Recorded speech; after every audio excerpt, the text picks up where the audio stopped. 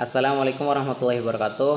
Alhamdulillah di kesempatan kali ini perkenankanlah kami dari kelompok 4 yang berantakan saya sendiri Dwi Kuntoro, ada Mbak Hanum Salsabila, Mas Rilih Walid Prihatin, serta Mas Irham Fauzi akan mempresentasikan hasil diskusi dari kelompok kami berkaitan dengan apa itu istishhan, orof, serta istizhab. Semoga kita semua bisa memahaminya.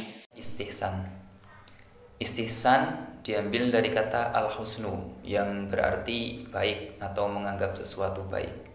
Sedangkan menurut istilah, istihsan menurut usul fikih yang dikemukakan oleh Profesor Wahbah Zuhaili terdiri dari 2 definisi, yaitu pertama, memakai kias khofi dan meninggalkan kias jali karena ada petunjuk untuk itu. Definisi istihsan yang pertama ini dikenal dengan istihsan kiasi.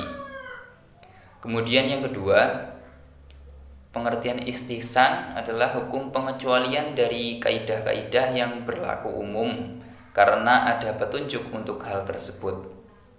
Untuk definisi istihsan ini biasa disebut dengan istihsan istisnai. Macam-macam istihsan. Yang pertama, istihsan kiasi, yaitu terjadi pada suatu kasus yang mungkin dilakukan pada salah satu dari 2 bentuk kias, yaitu kias jali dan kias khofi. Pada dasarnya, bila dilihat dari segi kejelasan ilatnya, maka kias jali lebih pantas didahulukan atas kias khofi.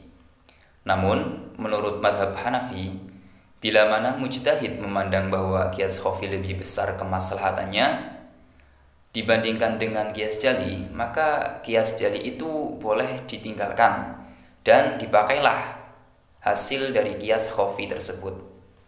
Alasan kuat pengalihan hukum tersebut yaitu kemaslahatan. Contoh dari istihsan kiasi adalah pengangkatan khalifah setelah Rasulullah SAW. Macam istihsan yang kedua adalah istihsan istisnai, yaitu kias dalam bentuk pengecualian dari ketentuan hukum yang berdasarkan prinsip-prinsip khusus. Istihsan istisnai dibagi menjadi 4 macam, yaitu istihsan binas, istihsan berlandaskan ijma, istihsan yang berlandaskan urf, dan istihsan yang berlandaskan atas maslahah mursalah. Apa itu istihsan binas? Istihsan binas yaitu hukum pengecualian berdasarkan nas Al-Quran dan Sunnah dari kaidah yang bersifat umum yang berlaku bagi kasus-kasus tertentu. Kemudian istihsan berlandaskan ijma.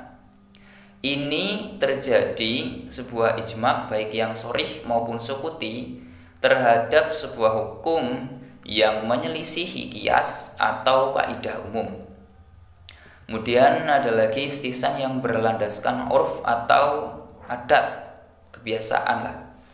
Misalnya boleh mewakafkan benda seperti buku atau perkakas alat memasak. Lalu yang terakhir adalah istihsan yang berdasarkan atas maslahah mursalah, yaitu mengecualikan ketentuan hukum yang berlaku umum berdasarkan kemaslahatan dengan memberlakukan ketentuan lain yang memenuhi prinsip kemaslahatan. Selanjutnya adalah kehujahan istihsan.